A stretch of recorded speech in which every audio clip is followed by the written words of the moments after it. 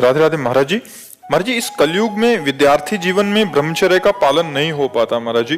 क्रोध भी गिरा देता है। मलिन मन को साफ कैसे करें? कि आज हमारी जो नौ पीढ़ी है वो ना शास्त्र स्वाध्याय कर रही है और ना संतों के वचन सुन रही है, ना माता पिता की आज्ञा में रह रही। तो अनुशासनहीनता सदैव पतन का मार्ग पुष्ट करती है। अगर हम अनुशासित जीवन व्यतीत करें तो उन्नति का मार्ग हमें मिल सकता है। माता पिता का अनुशासन, शास्त्र का अनुशासन, संत गुरुदेव का अनुशासन, तो हम आगे बढ़ सकते हैं। तो पहले क्या था कि नवीन बच्चों को परिवार से अलग करके गुरुकुल में रखा जाता था, जिससे वहां उनको ब्रह्मचर्य की त्रिकाल संध्या, भगवत आराधना, वैदिक सिद्धांत, मनुष्य जीवन की उन्नति के क्या क्या लक्षण होने चाहिए, अवनति किन किन कारणों से होती है, वो सब ज्ञान होता था। अब अध्यात्म की तो शिक्षा हो ही नहीं रही है, आधुनिक शिक्षा ही हो रही है। आधुनिक शिक्षा में इतनी क्षमता नहीं है कि वो हमारे मन को रोक सके। आधुनिक शिक्षा में इतनी क्षमता नहीं है कि हमारे मन को रोक सके या शांत कर सके। ये केवल आध्यात्मिक शिक्षा में ही दम है। तो आध्यात्मिक शिक्षा विहीन आधुनिक शिक्षा में अब वो अपने माता पिता का अपमान करना, नाना प्रकार की क्रियाओं द्वारा ब्रह्मचर्य को नष्ट करना, व्यसन करना, इसमें हमारी नई समाज बढ़ती चली जा रही है। आप देख लो, छोटे छोटे बच्चे हस्तमैथुन का शिकार हो रहे हैं। छोटे छोटे बच्चे गंदे वीडियो देख करके बॉयफ्रेंड गर्लफ्रेंड, छोटे छोटे बच्चे व्यसन करने लगे हैं। अधिकतर जो माता पिता के अनुशासन में नहीं है, जो शास्त्रों का अनुशासन पालन नहीं करते, तो इसलिए आज जरूरत है अध्यात्म शिक्षा की।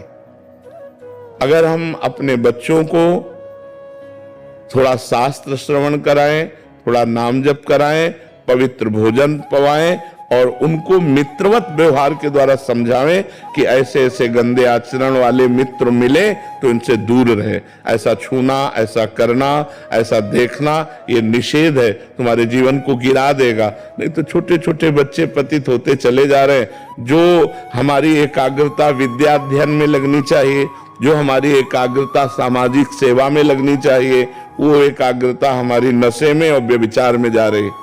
हम कह रहे हैं फ्रेंड बनाना कोई पाप नहीं है, लेकिन व्यभिचार करना पाप है। फ्रेंड बनाओ, खूब घूमो, खूब आनंद लो, कोई परेशानी, लेकिन गंदा आचरण मत करो। अगर गंदा आचरण करोगे तो वही तुम्हें डिप्रेशन में पहुंचाएगा, एक दूसरे का मतलब जीवन पतित हो जाएगा। आगे चल करके आपको एक ही रास्ता दिखाई देगा, या तो घोर व्यसन में पड़े रहना या सुसाइड कर लेना।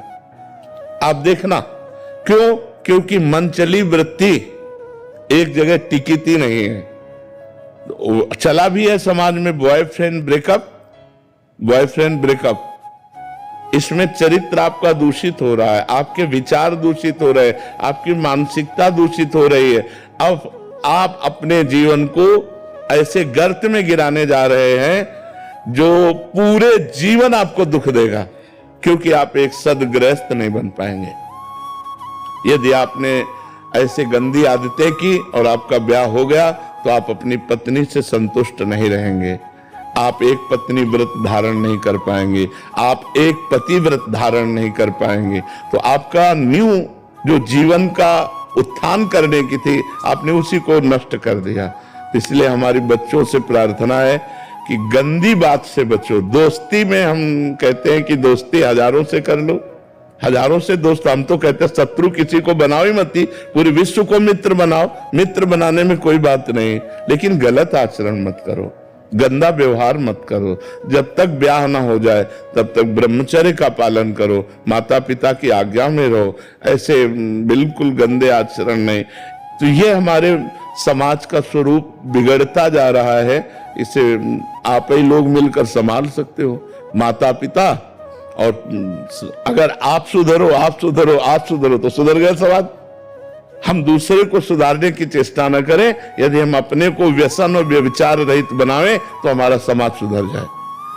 अगर हम एक एक आदमी सुधरना चाहे तो समाज सुधर जाए, लेकिन सुधरने के पक्ष में बहुत कम लोग हैं और बिगाड़ने और बिगड़ने के पक्ष में बहुत सहजता है ना, उसमें सरलता है।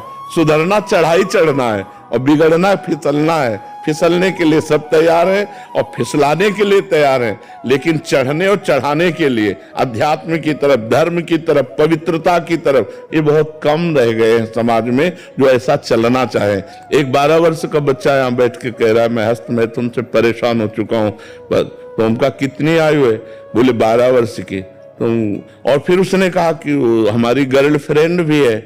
तो हमका 12 वर्ष में गर्लफ्रेंड हो गई, हो गई। तो मतलब ये छोटी छोटी अवस्थाओं के बच्चे इतने गंदे स्तर में गिर रहे हैं, तो क्या होगा, समाज का क्या होगा? कॉलेज आदि में यही ट्रेंड चल चुका है महाराज जी। तो कैसे महाराज जी सुधार होगा? जैसे आप कह रहे हैं कि दोस्ती करने में कोई दिक्कत नहीं, बट वो अपनी इंद्रियों पे काबू ना करने के कारण फिर वो उस फिसलन में नहीं। हम जैसे अपनी बहन के साथ भी तो रहते हैं घर में, मित्रता रखना कोई पाप नहीं, कोई दोष नहीं है, लेकिन मित्रता रख करके कुपंथ में चले जाना, कुमार्ग में चले जाना, ऐसी हरकतें कर देना जिससे जीवन बर्बाद हो जाए, तो हमें लगता है इस पर सुधार होना चाहिए। बच्चों को अपने जीवन को पवित्र रखना चाहिए जब तक पाणी ग्रहण ना हो जाए, जब तक माता पिता सुव्यवस्थित जगह ब्याह ना कर दे, तब तक। देखो, जो ये बच्चे एक दूसरे को भगा ले जाने वाली वृत्ति रखते हैं ना, वो बहुत दुख पाते हैं। मतलब माता पिता सालों लगाते हैं अपनी बच्ची के ब्याह के लिए, सालों जा जाके अगल बगल पूछ के रिश्ता नाता, उसके आचरण, उसके, तब जाकर अपनी बच्ची को सम्मान के साथ उसके हाथ में देते। और तुम दो चार बातें कही भाग गई उसके साथ, तो पूरा जीवन निर्वाह थोड़ी होगा। तो वो कैसा व्यक्ति स्वभाव वाला है? देखो, प्रेजेंट का स्वभाव अलग होता है, लेकिन हमारा एकांतिक जीवन कैसा है, हमारा पर्सनल जीवन कैसा है?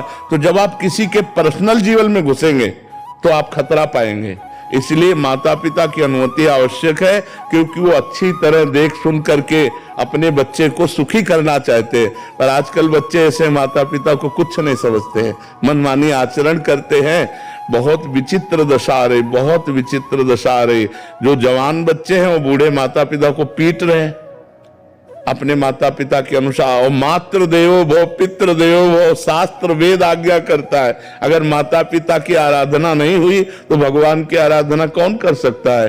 भगवान तो अव्यक्त है, माता पिता तो व्यक्त भगवान हमारे विराजमान है। तो इसलिए समाज को आध्यात्मिक शास्त्रों का स्वाध्याय करना चाहिए, आध्यात्मिक संतों की वाणी सुननी चाहिए और उसके अनुसार अपने आचरण बनाने चाहिए। हरे कृष्ण महाराज जी, हमारे संतों की निंदा हो रही है तो क्या करना चाहिए? कान में अंगुली डाल लेनी चाहिए, क्योंकि अपने अपने चश्मे हैं। जिस चश्मे को हम हरा चढ़ाएंगे तो संसार हमें हरा दिखाई देगा, लाल चढ़ाएंगे तो लाल दिखाई देगा।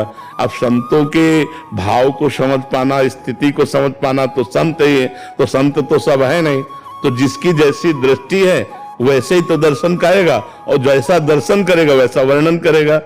जाकी रही भावना जैसी, प्रभु मूर्त देखी तिन तैसी। तो हमें चाहिए जहां संत निंदा हो रही हो वहां कान में अंगुली डाल करके चले जाना चाहिए। रिश्तेदार अगर कर रहे हो तो नहीं, बिल्कुल लड़ाई नहीं करनी चाहिए। सत्संगी को ऐसा होना चाहिए कि जैसे किसी की निंदा कर रहे हैं तो कान में अंगुली डाले, चल दे, पागल आदमी है।